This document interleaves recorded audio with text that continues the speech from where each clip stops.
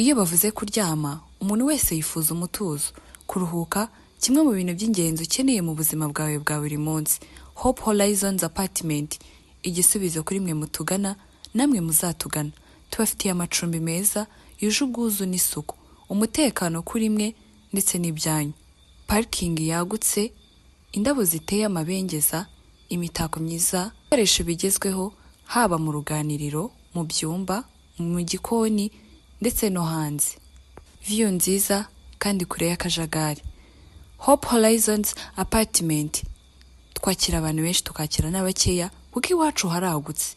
Si ibyo gusa kandi, namwe mwifuza kuryoherwa n'ukwezi kwanyu kwa buki, nimucikwe n'amahumbezi ari iwacu. Dukorera Gasabo Kacyiru ku muhanda wa Kagama 76 City ku gipangu cya 35.